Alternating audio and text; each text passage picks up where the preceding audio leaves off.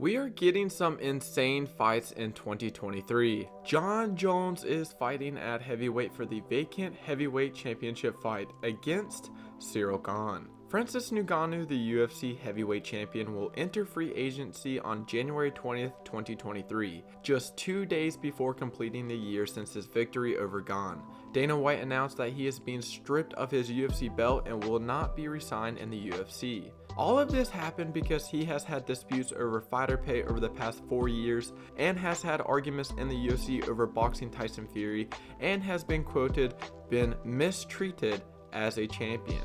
We may see Francis sign with the PFL. There has been rumors that Francis will join the Professional Fighters League because of a picture Francis posted that has his mother wearing a PFL shirt and the caption saying, "Starting the best year ever." Francis has been wanting to fight Tyson Fury, and the UFC has not budged at all in allowing this fight to happen. It is rumored that the PFL will be signing Francis to the super fight division in the PFL that Jake Paul just created, and this will potentially bring him millions. This all leads to a big vacant championship fight with Jon Jones and Ciryl Gane for March 4th at UFC 285. Ciryl Gane recently called out Jon Jones on Twitter wanting to fight in March, so this is a big possibility of this finally happening. Ciryl Gane is coming off of a win against Taito Avasa, and Jon Jones will make his return in over 3 years. Jon Jones also signed a new 8-fight deal with the UFC and will finish his career off with the UFC.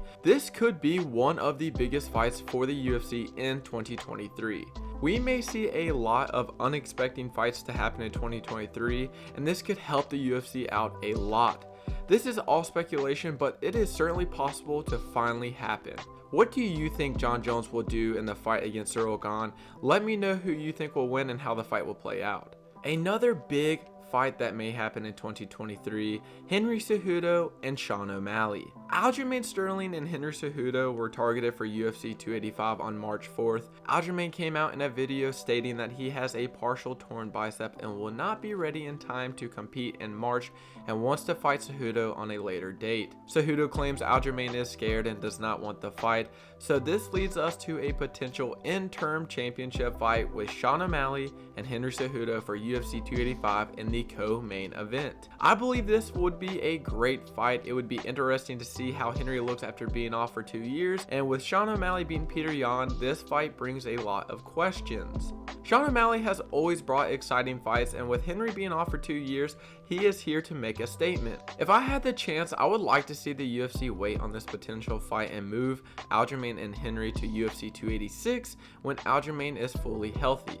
I think Aljamain has been disrespected by the UFC a little, and it seems like they are pushing hard for Aljamain to fight for this card. I think Aljamain deserves the right to fight later if he is not ready. If Henry Cejudo and Sean O'Malley fight for the interim, I think it would be a bigger fight than Aljamain and Henry for the title. I would like to see Aljamain Sterling and Henry fight for the belt and have Sean O'Malley fight the winner of the two on International Fight Week. There are a lot at stakes because we will see how Henry will look, and if Henry demolishes Aljamain, it pushes the question if Sean O'Malley has what it takes to become the next champion.